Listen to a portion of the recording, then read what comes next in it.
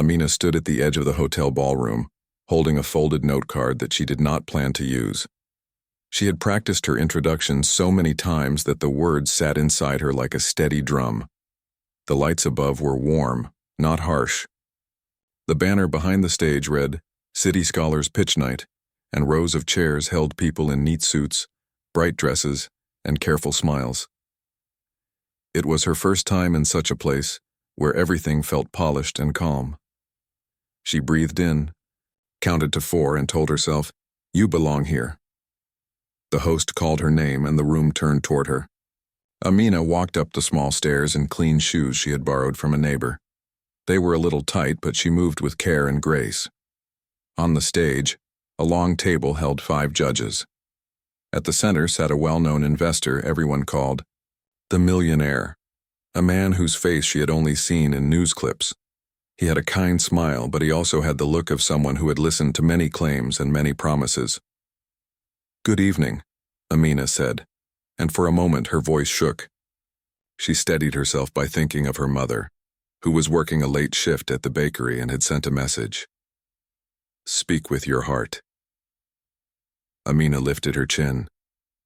"My name is Amina Musa. I am 19 years old. I grew up here in this city, and I love languages. I speak 9 languages." It was a simple sentence said with calm, but the room reacted like a small wave had just touched the shore. A few eyebrows rose. One person in the second row leaned forward.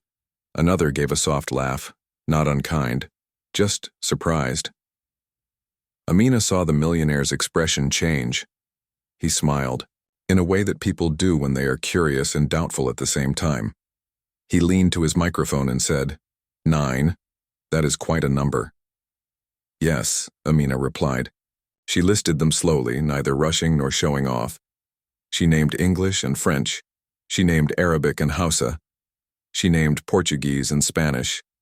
She added 2 local languages she had learned from neighbors, and 1 more she had discovered through online lessons and long practice at the library computers. Each name came out clear, and after the 9th the room was very quiet. The millionaire let out a short, gentle laugh. It was not mean, but it carried a little disbelief. "That is bold," he said, and some people smiled, unsure how to feel. Amina did not push back. She kept her warm smile and said, "I learned step by step. I listened before I spoke. I made many mistakes, and many kind people corrected me." The host glanced at the clock. The event had a strict schedule. Each student had only a few minutes. Amina moved on to the purpose of her pitch. She wanted a scholarship and a small grant to start a language bridge club for young people and elders who needed help at markets, clinics, and bus stations. She described a simple plan: weekend lessons in a community hall, short phrase cards for workers, and free online videos with everyday words. She did not tell long stories. She kept things simple and practical. A judge asked, "How do you know you can manage 9 languages in teaching?" Another asked, "How will you measure impact?" Amina answered with steady words. She said she would start with 3 languages most used in her area, then add more as volunteers joined. She would count how many people attended, how many phrase cards they used, and how often shopkeepers asked for new topics. Nothing she said was dramatic. It was clear and grounded. Still, the air in the room carried a soft buzz. The number 9 hung above everything like a bright sign. People whispered, "Is it true?" Even the host seemed curious. But the program had to move. The host thanked Amina and asked for applause. The audience clapped politely. Then the next student walked up with a body language device, and the event went on. Amina left the stage and took a seat at the side. She folded her note card and placed it in her bag. For a second, her heart felt heavy, not because of the laugh, but because she had not had time to show what she knew. She had wanted to say a phrase or 2 in each language, just to make the room relax. But it was fine, she told herself. It was fine to move on. Truth does not hurry, it waits. During a short break, a small group of attendees drifted toward the side where the students sat. One was a school counselor who had known Amina since middle school. Another was a journalist with a slim notebook and a simple camera. she introduced, herself saying, "I like human stories. May I ask a few questions later?" Amina nodded and smiled. She was careful with attention. She liked people, but she did not like to be treated like a show. Then a member of the Millionaire's team approached. He wore a badge with the investor's firm name and had a friendly face. "Hi, Amina," he said. "I'm David. Your pitch was clear. May I ask 2 small questions? Just basic phrases. If you prefer not to, it's okay." Amina's shoulders relaxed. "It's okay," she said. "We can try." David switched to French and asked a simple question. "Excuse me, where is the nearest bus stop?" Amina answered in French, short and crisp, then added one more sentence. "It is on the next street on the left near the pharmacy." David nodded, pleased. He tried Portuguese next, asking for the time and whether a cafe was open. Amina replied with the soft rhythm she had learned from a friend's grandmother. It was not fancy. It was ordinary and useful. A second team member joined and tried a phrase in Arabic about shipping dates. Amina answered with care and confirmed the meaning by repeating the key word. David smiled. "Thank you," he said. That was helpful. He did not promise anything. He did not make big statements. He just thanked her, wrote something on a small card, and left. Amina watched him go and felt a light in her chest. Not big, but steady. She had not planned a public test, and she did not want to perform like a circus act. But a short, respectful exchange felt fair. The journalist had seen the small test from a distance. She came closer and asked gently, "Do people often doubt you?" Amina thought for a moment. "Sometimes," she said. "But I understand." 9 sounds like a lot. The journalist wrote a few lines. Student answers modestly, calm, clear voice. She asked where Amina had learned, and Amina shared a short answer. Neighbors, markets, bus station volunteer desk, library nights, and a community language circle she had joined as a child. The journalist wrote down each place carefully, as if collecting small stones to make a path. On the other side of the room, the millionaire spoke with sponsors and judges. He did not look over at Amina, not yet. Events like this had many claims, and he had trained himself to smile at all of them, while trusting numbers first. But a thought ran through his mind like a quiet thread. The way the girl stood, the way the room went calm, the way his team members nodded after a short exchange. He had heard many bright ideas in his life. He had also seen that the best ideas often came from a simple place, with simple words that actually worked. The program continued, and Amina sat with the other students, listening and clapping. A young engineer spoke about water filters made from local materials. A nurse trainee described a community health line to connect elders with clinics. A teacher proposed a library on wheels. Each student shared a part of the city's hope, and Amina felt proud to be among them. She knew that even if she did not win the biggest prize, she had said something true about what she could do.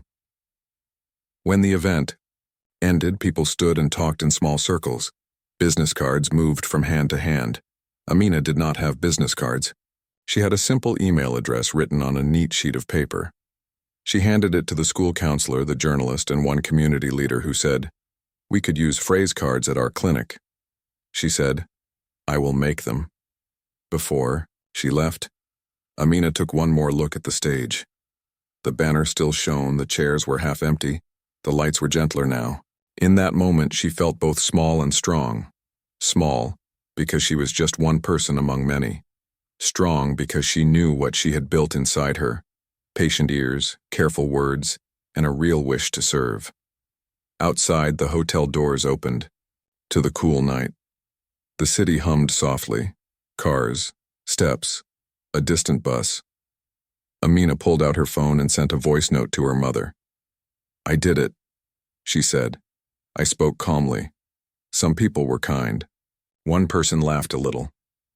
It's okay. I answered questions. I will be home soon." Her mother replied with a short message full of love and a reminder to eat something warm. A taxi pulled up, and the driver greeted her in a language she recognized from the list she had spoken on stage. He was surprised when she answered in the same language, polite and friendly. They chatted for a minute about roadworks and the best route at this hour. The driver laughed softly and said, "You made my night." Amina smiled and looked out the window. The city lights passed like small stars. At a red light, her phone buzzed with a new message. It was from an unknown number.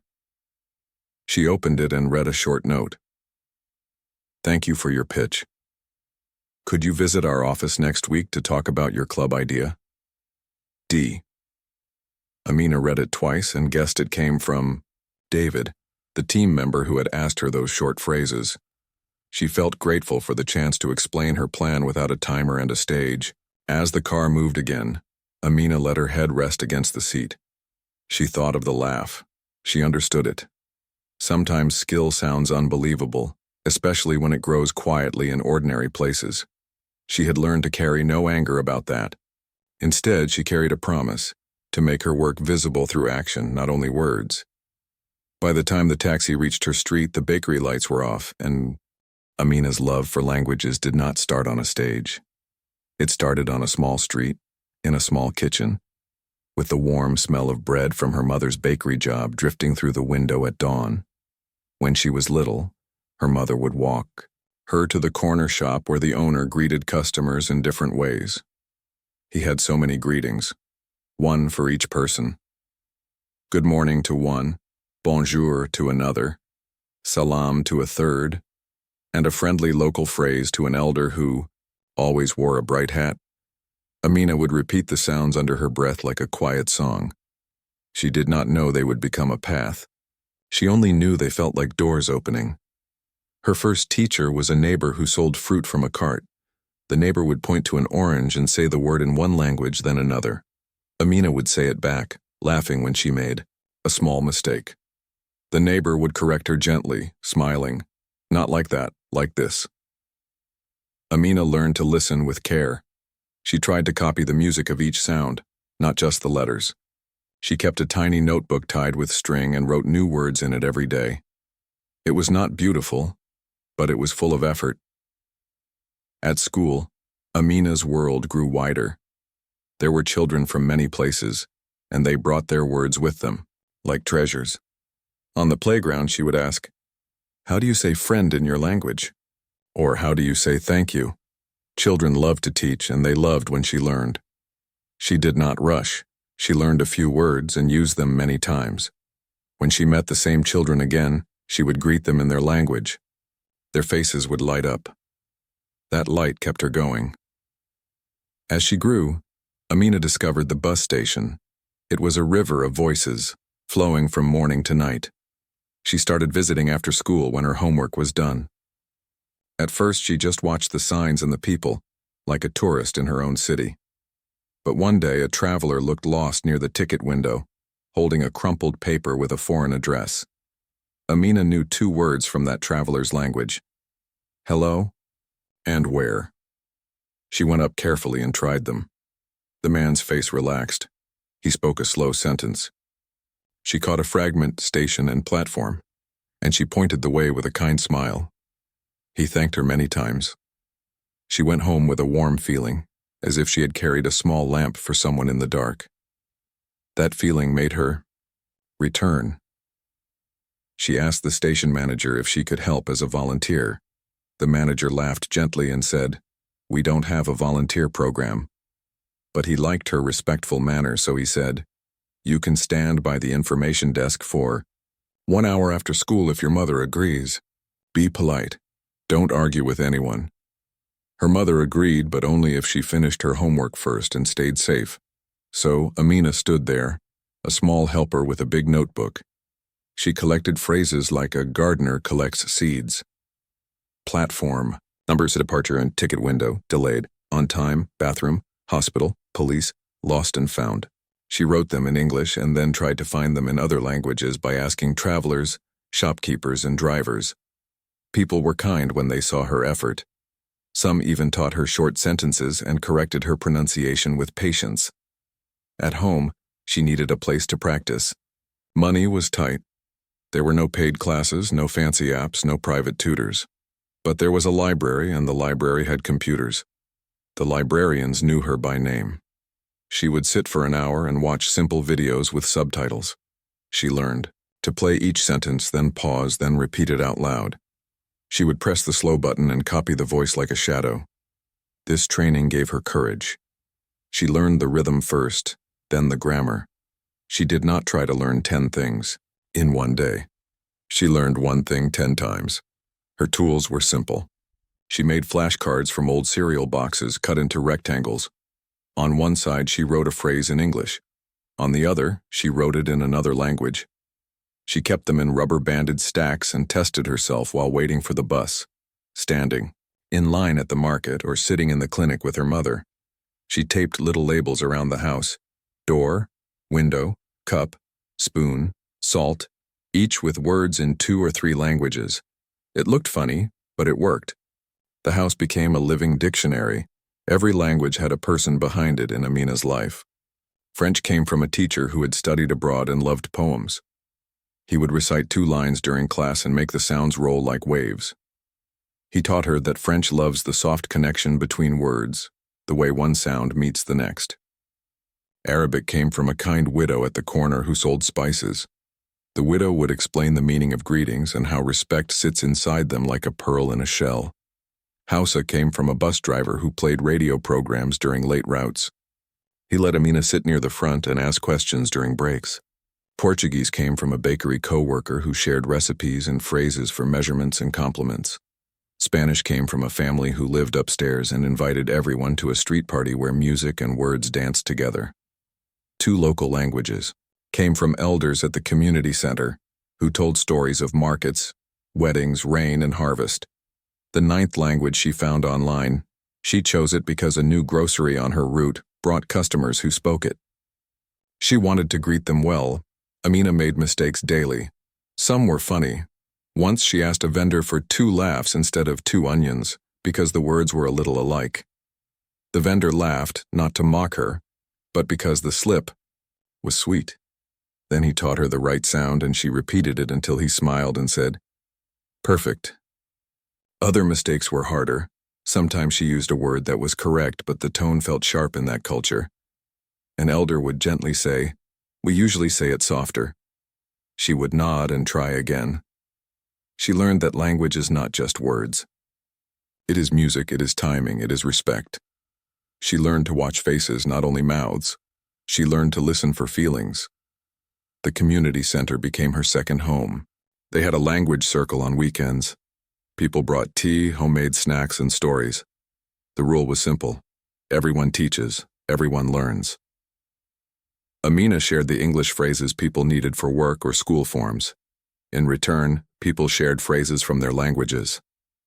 They would write on a board, act scenes, role-play with pretend problems, asking for directions, returning an item, calling a clinic, ordering food. Amina loved these games. They turned learning into life. Teachers at her school noticed her gift. During cultural events, they asked her to translate short announcements. She never said, "I am the best." She said, "I will try." When she did not know a word, she did not pretend. She used simpler words, or she asked for help. This honesty earned trust.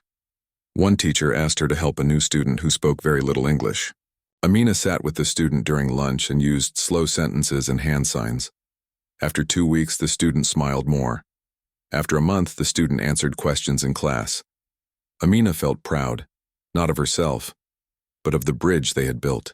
Together, sometimes people doubted her. 9 languages, are you sure? Someone would ask with a half smile. Amina learned to hold the question softly like a delicate cup. She would say, "I speak them for everyday life. I can talk about directions, time, prices, simple news, family, school, travel, and work. I am not perfect. I still learn. But I can help people." She knew the difference between being fluent like a news anchor and being ready for daily talk. She did not call herself an expert. She called herself a helper. When she felt stuck, she had a simple plan. She used the rule of small steps. 1 new word used in 3 sentences. 1 new grammar piece used 10 times. One listening practice, repeated until her mouth could follow. She also had the rule of kindness. If someone corrected her, she said, "Thank you." If someone seemed too tired to help, she said, "No problem," and tried again later. In this way, she kept doors open. There were hard days. Once the library computers were down, and she could not watch her practice videos. She did not give up. She took an old grammar book from the shelf, even though the cover was torn, and turned pages slowly, sounding out examples. Another time, her phone stopped working and she could not record her own voice to check pronunciation. She borrowed a small recorder from the community center and returned it on time with a note of thanks. When money was short, she did not buy snacks for a week so she could print a small set of phrase cards for the clinic. She chose her goals like a careful shopper, not too many, but enough to make a difference. Rainy days brought special lessons. Street shops were quiet. Shopkeepers had time to talk. Amina would duck under an awning and ask a soft question about a phrase she had heard on the bus. Two shopkeepers might debate the best word, each giving examples. Amina would write both and learn when to use each. She loved those rainy debates. They showed her that language is alive. It moves and grows with people. At the bus station, the manager finally gave her a simple badge that said, "Volunteer." It was a little thing, but it felt big. With the badge, travelers trusted her more. She made a small poster with useful phrases in 3 languages and taped it near the ticket window with permission. "Where is platform Crow? What time does the bus leave? How much is the ticket? I need help." She drew small pictures next to each phrase to help people who could not read well. Drivers started to greet her by name. Vendors would test her with a new word each day, laughing with delight when she got it right. She took her habit of service Eve. The short clip from the scholarship night went online the next morning. It was only 20 seconds long. Amina standing under warm lights saying softly, "I speak 9 languages." The video showed the judges' faces for half a second and then cut to applause. The Student Media Club posted it on their page with a simple caption, "Local teen sets a big goal." By noon, it had been shared many times. Some comments were kind. "Amazing work. Proud of you. Keep going." Others were unsure. 9? Is that real? Maybe she means a few words in each. A few were a little sharp, but not cruel. We'll believe it when we hear it. Amina read some comments during lunch and then put her phone away. She had promised herself not to live inside the screen. She had work to do. She cleaned up her desk, packed her small notebook, and went to the bus station for her usual hour at the information desk. She helped a traveler find the right platform, guided a family to a clinic, and taught a shopkeeper 2 soft phrases to calm upset customers. These small tasks grounded her. They reminded her that real life happens face to face, with simple words and warm eyes. At school, her counselor called her in for a quick chat. "You did well," the counselor said, smiling. "You stayed calm. If people doubt you online, don't argue. Let your actions speak. And if any new doors open, step in, with care." Amina nodded. She liked that advice. Quiet action. 2 days later, an email arrived with a formal subject line, "Invitation, Global Founders Evening." It came from the office of the same millionaire who had sat on the panel. His firm was hosting an international meetup in the city. Guests were coming from West Africa, North Africa, Europe, and Brazil. Some were local founders from different parts of the country. There would be talks, product demos, and small roundtable meetings. The email was not for Amina. It was a general announcement that the student club received, and they forwarded it to everyone. Amina smiled at the thought of so many voices in one room. She wondered what it would feel like to listen to all those rhythms in one evening. On the day of the event, the city moved like a busy river. A parade had closed 2 main roads, and rain fell in short bursts that made traffic slow and tight. The Global Founders Evening started at 6. Guests began to arrive around 5:30, shaking umbrellas, greeting each other in different languages. The official interpreter, booked weeks in advance, Sent a message at 5:45. Stuck. Behind a road closure. We'll be there in 40 minutes. 40 minutes is not forever, but in event time it can feel long. The early minutes shape the night. Inside the venue hall, staff members felt the tension rise. Tables were set for round discussions. Name cards showed flags and company logos. Laptops were open, slides ready. But a circle of guests near the entry started to struggle with basic introductions. A French-speaking investor tried to ask a founder from a local region about shipping time. A Brazilian guest wanted to know if a supplier handled small orders. English helped, but not enough. People nodded politely, but key details were getting crossed. David, the friendly staff member from the scholarship night, stood at the edge of the room, phone in hand, searching for solutions. He watched the interpreter's 40 minutes. Message turned into 50, then 1 hour as traffic reports got worse. He thought of calling a language agency, but evening rates were high and response time slow. Then his memory lit up. Amina, steady voice, simple answers in French and Portuguese at the scholarship event. He did not know if she was free. He did not know if she would say yes, but he knew she would try to help if she could. He called. Amina was at the bus station desk, returning a lost scarf to a child. Her phone vibrated. She stepped aside and answered. Hello? David explained quickly, his voice respectful. I'm at an event with many guests. Our interpreter is delayed. Could you come for 1 hour to help with basic conversations? Only until the interpreter arrives. We will cover your transport. If you cannot, I understand. Amina looked at the clock.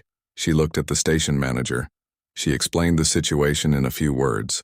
The manager, who had watched her help people for years, nodded. Go, he said. You can make a difference there. Be safe. Amina texted her mother. I have a short job helping with languages. I will be careful. Her mother sent back a heart and the words, I'm proud of you. Amina grabbed her small notebook, a pen, and a rubber-banded stack of home-cut flashcards with business words she had made just in case she ever needed them. Invoice, shipping, delivery date, deposit, sample, batch, price per unit, lead time, warranty. She took the first taxi she found and watched the city lights blur in the wet streets. Her heart beat faster than usual, but not with fear. It was the feeling of stepping into a test that mattered. At the venue entrance, security checked her name. David had already added her to the guest list as volunteer language support. A staff member handed her a visitor badge. David met her with a relieved smile and pointed to a small waiting area. Thank you for coming. Before we go in, 2 quick things, he said. First, we only need basic help. Everyday and business phrases. No legal translation. If something legal comes up, we will ask people to wait. Second, if you need to pause, or if you are unsure, tell us. We trust your judgment. Amina liked those words. They respected limits. I will ask people to speak in short sentences, she said. I will repeat key numbers to confirm. I will pause if I'm not sure. David nodded. Good. Let me introduce you. As they walked toward the first group, Amina used 20 seconds to scan her flashcards. She put the cards back in her pocket and took a breath. The room felt warm. The sound of many voices braided together in the air. The millionaire stood near the center, speaking with 2 guests. He looked up for a second, saw Amina at the entry, and raised an eyebrow in quiet surprise. He did not call out. He simply watched. Everyone, David said to a small cluster of guests. This is Amina.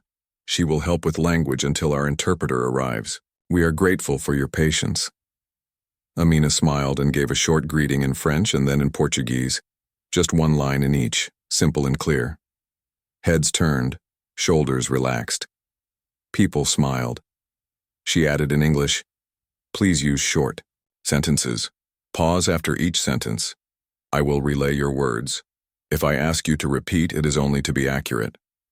They started with the most urgent, the French-speaking investor and the local founder. The investor asked about lead times for a small batch. Amina listened, then turned to the founder and switched languages. She kept the sentence simple and precise. The founder answered with a number and a condition. Amina repeated the number, back to both, then confirmed the condition. She did not rush. She used her hands gently to show the flow, from one person to the other, back and forth like carrying water without spilling it. Another guest waited with a question about samples. Amina signaled that she would come to them next. She guided the first pair to write down 2 key points. First batch in 6 weeks, payment on delivery. She asked both to check the writing. They nodded, satisfied. Then she stepped to the next pair, a Brazilian guest and a local supplier. She switched to Portuguese for the question, then to English for the answer, checking a technical term by pointing to a product photo on a phone. When she felt a word slipping, she slowed down and used a simpler phrase. The guests did not mind. They liked the care. The room felt different now. The early worry began to ease. People formed small circles and waited with a little more patience. Amina worked like a steady drum in the center of it. She did not show off. She did not call attention. She watched lips, eyes, hands, and wrote down numbers as she heard them. She kept water nearby and sipped between rounds so her voice stayed smooth. In the corner of her eye, she saw the millionaire watching. He spoke less for a few minutes, listening to how she handled the flow. There were challenges. A North African founder spoke quickly on the phone to a team member and then turned back to the group, forgetting to slow down. Amina raised a respectful hand and said in his language, "Please repeat in shorter pieces. I want to be accurate." He smiled and tried again in smaller steps. A European guest used an uncommon term for a type of protective packaging. Amina asked for a photo. The guest showed it on his tablet. "Ah," she said, understanding, and then gave the simplest common word for it to the supplier. The supplier's eyes lit up. "Yes, we have that." When confusion still lingered, Amina added a tiny cultural note in English. "He is not rushing you." That phrase means he is eager to move. It is common in his region. Or, she is being polite. This is her way of saying she agrees. She gave these notes softly as small bridges so that feelings did not get lost under the facts. An update came from the interpreter. "Still stuck. Road just cleared, but traffic is slow. I will be there in 30 minutes. David read it, sighed, and then looked at Amina. "You're doing great," he said. "Are you okay to continue?" Amina checked herself, breath steady, mind focused, voice fine. "Yes," she said. A round table leader tapped David's shoulder. "Our group is stalled," the leader said. "We need someone to help on stage for the first panel. The sponsor is worried the room will drift." David turned to Amina. "It's a bigger role," he said softly. "Only if you feel ready. You can stand at a side mic and relay short segments until the interpreter arrives. We will keep questions sim." The official interpreter stood beside the stage at last, rain still shining on his coat.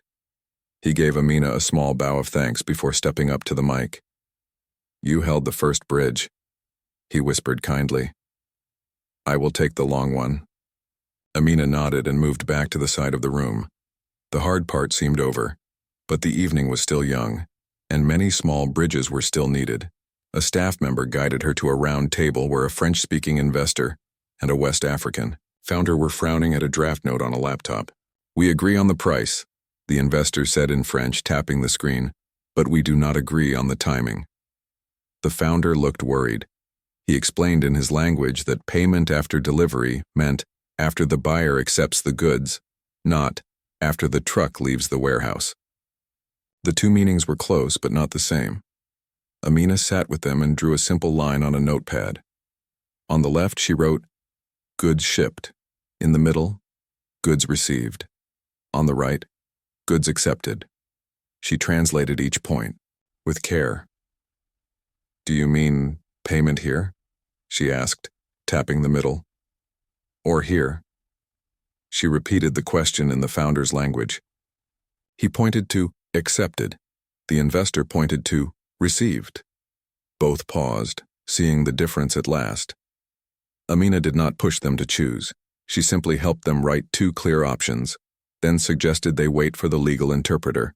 to write the final clause. The tension softened. They shook hands, grateful to see the problem before it grew. At another table, a Brazilian guest held a sample part in one hand and a phone in the other. He needed to ask a local supplier about a type of coating. The English term felt wrong in his mouth, and the local term did not match the picture. Amina listened to his Portuguese, looked at the part, and asked for a photo of a finished piece. He pulled one up. "Ah," she said gently, finding the common word both sides used. She walked the phrase across the table in simple English. The supplier's face brightened. "Yes, we can do that," he said, adding a detail about temperature and time. Amina repeated the numbers and held up fingers to match. 1 hour, 2 hours, 2 days to cool. She asked them both to say the numbers back. They did, and she wrote them down. It took 3 minutes to save 3 weeks of confusion. A phone rang near the snacks table.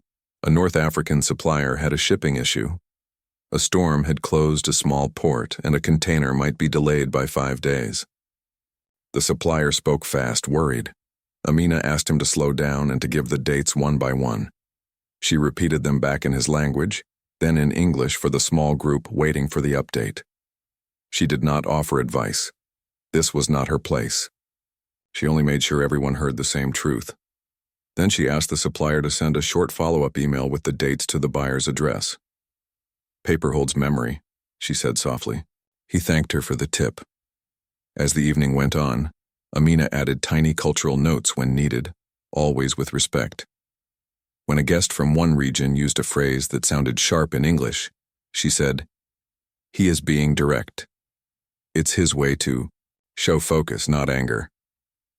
When a local founder used a soft form of no that outsiders often missed, she added, "She means not now, not never." These small notes kept feelings clear, so facts could move. The official interpreter, now fully in place, worked the panels and main talks with smooth skill. During breaks, he and Amina crossed paths and shared quick tips. He showed her how he drew a timeline in his notebook for each topic, with small symbols for date, number, and risk. She showed him her homemade flashcards for business words and the way she wrote numbers in big circles so one mistook 15 for 50.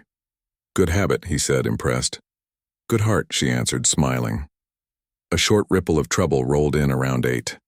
A European guest and a local founder spoke past each other about testing. The guest meant lab tests with reports. The founder meant field tests with users. Each thought the other agreed. Amina arrived in time to hear, "We did the tests," from both sides. She drew 2 boxes on a card, lab and field. She asked each to put a check mark in the box they meant. They each picked a different box. There was a quiet beat, then a wave of soft laughter, not unkind, just relief at catching the mix-up early. They set 2 clear steps, lab first, field second.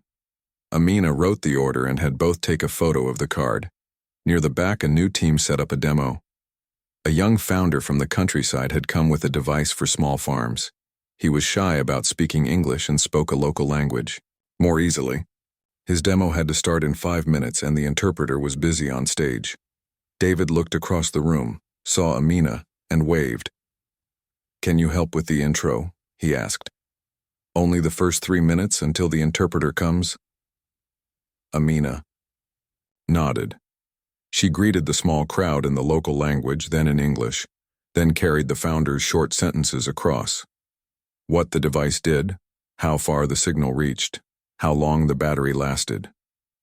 When a buyer asked a hard question and the founder looked down, Amina added a kind phrase in the local language. "Take your time." The founder answered. The crowd leaned in, not because they were impressed by words, but because the device and the effort were real. When the interpreter arrived, he took the flow from Amina with a thankful smile, and she stepped back again. The millionaire stayed near the center of the room, watching people talk and sign notes. He did not hide his interest in Amina anymore. He watched the moments she prevented small cracks from becoming breaks.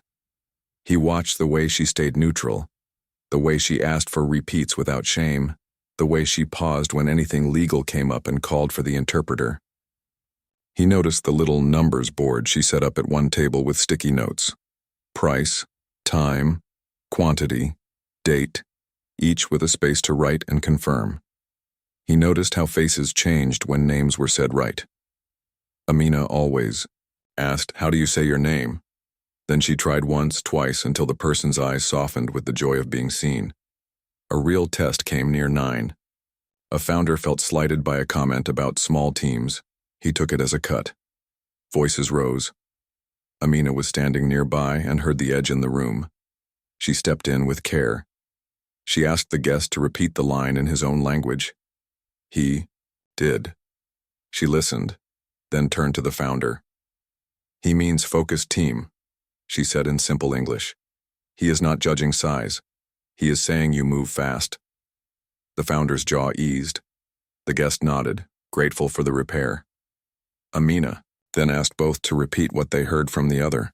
They did, and a small storm passed without damage. Another test was quieter but could have been costly. A buyer said 50 units, and a seller heard 15. Amina saw the seller write 15 on a notepad. She raised a hand softly.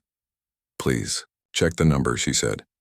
She held up 5 fingers, then spread the other hand. 50. The buyer smiled and said, "Yes, 50. The seller changed the note. Amina put a big circle around 50 and drew a box around the delivery. "Date. Let's capture this," she said, holding the note so both could snap a photo. The buyer laughed. "You saved us a big headache," he said. Soon after, the millionaire approached her during a small break. He did not bring a microphone. He did not bring a camera. He brought a thoughtful look and a quiet tone. "Thank you for helping tonight," he said. "Would you be willing to assist one more small group? It is a mix of 2 local languages and English. The interpreter is busy with the main hall." Amina agreed. He guided her to a private corner where 2 founders from rural areas were speaking with his team. The talk was not about deals yet. It was about trust, about whether travel was safe for a trial, whether a road was open in rainy season, whether a local clinic could store replacement parts. These were not glossy questions. They were real ones. Amina listened. She asked small, clarifying questions in the right language for each person. She did not show off the number of languages she knew. She used only the ones needed. She relayed stories: a washed-out bridge last year, a new repair, a clinic fridge that ran on a small solar panel. She helped people picture the path, the mud, the time at the checkpoint, the best hour to leave to reach the farm before dark. The millionaire watched all this with respect. This was not fluency, like a stage show. This was fluency in life. "Stay through the end?" he asked when they finished. "We will make sure you are looked after." Amina said yes. She sent her mother a quick text. "I am staying longer to help. I am safe." Her mother wrote back, "Proud of you, tea is waiting." The night carried on. The interpreter handled the big rooms. Amina moved like water to the corners where speech got stuck. She set up her small station on a side table. Sticky notes, 2 pens, a small bottle of water, and a stack of blank cards. On each card, she wrote 3 lines for people to fill. What I want, what I can give, what I need to check. She showed groups how to use the cards in any language. The cards became small anchors. People stopped to write. Then, they spoke with fewer tangles. Once she caught herself making a small mistake, a verb that was right in one region but odd in another. She corrected herself aloud, thanked the person who helped, and repeated the sentence with the right word. No one judged her. Her honesty set a tone. We all fix as we go. Between tasks, the official interpreter walked over and placed a mint candy on her table. "For your voice," he said. "You are doing the work of 3 people." She laughed softly. "I'm just trying to keep doors open," she said. The hall grew quiet after most guests left and the lights softened. The millionaire walked over to Amina without a crowd, without cameras, and spoke in a gentle voice. He said thank you first. Then he did the harder thing. he apologized for, laughing at the scholarship night. He told her he had been in many rooms and had heard many brave claims. His habit was to test everything. But tonight, he saw that she did not just speak languages. She carried people's meanings with care. He said that skill surprised him and taught him something. He asked if she would consider a short paid role with his team to design a simple, language access plan for small events, clear limits, clear handoffs to official interpreters, and tools for teams to avoid mix-ups with numbers, dates, and tone. He also offered to increase her scholarship by a modest amount so she could start her language bridge club without waiting a year. Amina listened quietly, then asked 2 practical questions. Could she limit her hours so her schoolwork stayed strong? And could she have a written plan that listed when to call the official interpreter, so she never crossed into legal or medical territory? The millionaire smiled. "That is exactly why we want you," he said. "You know where the lines are." They agreed. A small, clear contract, a fair hourly rate, a rule to call the interpreter for legal talks, and a promise that she would have a mentor to learn best practices. She shook his hand, steady and grateful, not dazzled but respectful. She sent her mother a short message. "I said yes to a small role. I will be careful." Her mother replied, "I knew your heart would guide you." 2 days later, the journalist, who had attended the scholarship night, published a short piece on a local website. "Young Polyglot Helps Rescue Global Meetup." It was not a loud story. It was a gentle one about listening, patience, and the power of simple tools. She wrote that Amina drew small timelines in boxes, confirmed numbers with fingers, and saved deals from confusion by asking people to slow down. The article included one photo of Amina at a side table, holding a pen and smiling as 2 people checked a number she had circled.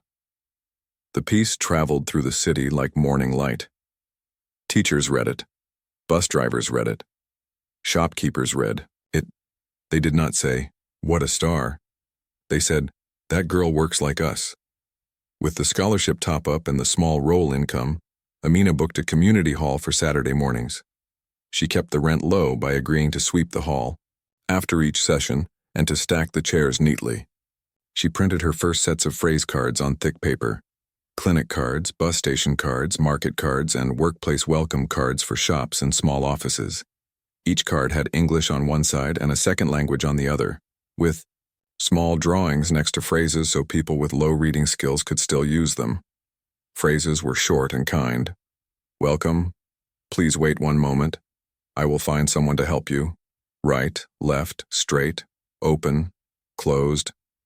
Price, a change, a card, cash, emergency. Thank you for your patience." On the first Saturday, only 8 people came. 2 teenagers from her school, an elder who sold tea near the station, a young mother who wanted to help at her child's clinic, a bus driver, a shop assistant from the new grocery, and 2 friends who loved words. Amina did not feel disappointed. 8 was a good start. She began with her 3-line card that she had used at the event. What I want, what I can give, what I need to check. Each person filled one out. In simple words, the bus driver wrote, "I want to give directions better."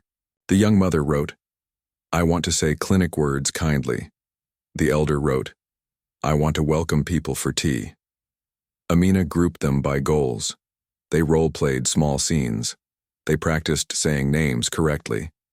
They learned the soft phrases that calm worry. "No rush. You are safe. Let me make sure. I will write it down." The official interpreter visited during the 2nd week. He kept his promise to mentor her. He brought a small notebook with symbols he used professionally: a triangle for change, a circle for number, a wavy line for risk, a dot for yes, a dash for no, and arrows for before, after. He showed the group how to use them to track meaning quickly without writing long sentences. He praised Amina's habit of repeating numbers out loud and holding up fingers. He said it saved countless mistakes. He also reminded everyone, there is honor in saying, "I don't know," and in calling a specialist when needed. The group nodded. Amina wrote that line on the wall banner. Honesty builds trust. In the third week, the clinic asked for a small set of greeting posters. Amina designed simple ones. Welcome in 3 common languages. Please take a number. Your turn will come soon. Wash hands here. Emergency. Come to the front. She added friendly drawings and placed the posters near the door, the sink, and the desk. Nurses smiled when they saw patients relax at the clear signs. A nurse told Amina, "These words save time, but more than that, they save feelings." At the bus station, the manager allowed Amina to set up a listening desk for 2 hours on Fridays.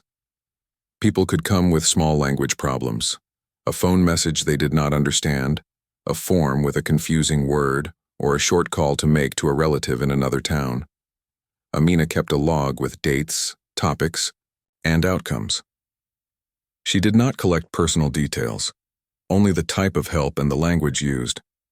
After 4 weeks, she had numbers to share: total visits, most common phrases, the languages requested most. She printed a 2-page report for the station manager and the clinic. It had no fancy graphs, just clear counts and a few short stories. One story was about an elder who could finally tell a nurse about a medicine because a single word on the card made sense to him. Another was about a tourist who found the right platform because a shopkeeper used the direction phrases with confidence. The manager tapped the paper and said, "This is useful. Keep going." The Millionaire's team asked Amina to test her tools at a small supplier fair. She set up a numbers and names station at the entry. People came to check how to pronounce partners' names and to practice saying dates and prices clearly.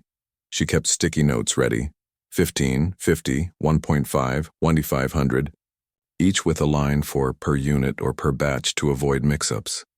She reminded people to say 1.5 for 15 and 50 for 50 in busy rooms. The fair ran smoother. A team member took a photo of her station for their internal guide and wrote, "Simple wins." Balancing all this with school was not easy. Amina made a weekly plan with blocks of time: mornings for schoolwork, afternoons for the station twice a week, Saturday for the club, Sunday for rest and family. She put a red line through one evening each week for quiet, which meant no calls, no cards, just reading and stretching. Her mother guarded that red line like a small treasure. When people asked for help in that time, Amina learned to say, "I can help tomorrow." Rest kept her voice steady and her mind clear. Not every day brought praise. Sometimes a stranger online still wrote, "9 languages, sure." Amina did not argue. She saved her energy for real people with real needs. Once she received a small, kind surprise.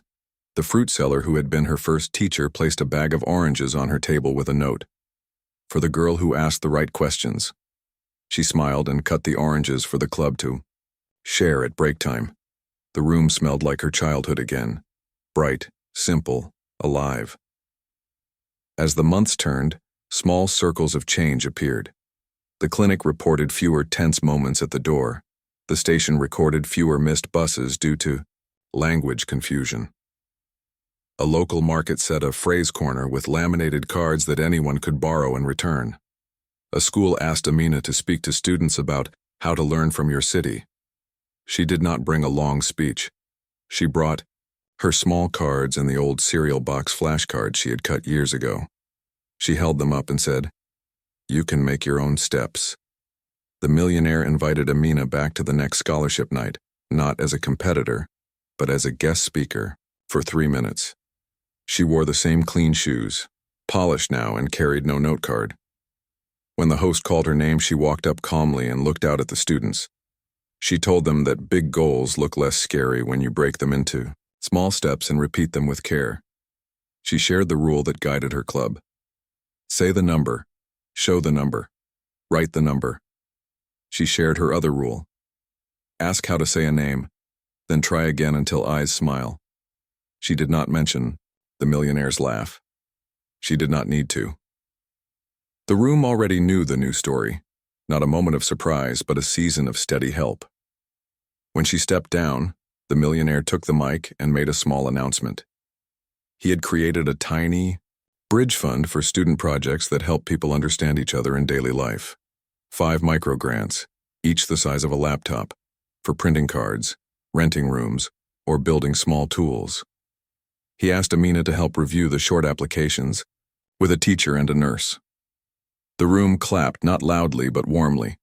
Students with all kinds of ideas saw a path. Short, practical, useful. After the event, the two of them stood briefly near the stage. He said, "I am still learning to listen first." She said, "Me too." They both smiled. He did not treat her like a symbol. He treated her like a working person with a craft. That respect meant more to her than the fund itself. On a quiet evening, back at the bus station, Amina returned to the place where her bridge work began. The floor smelled faintly of rain. A tourist stood near the map, turning it the wrong way and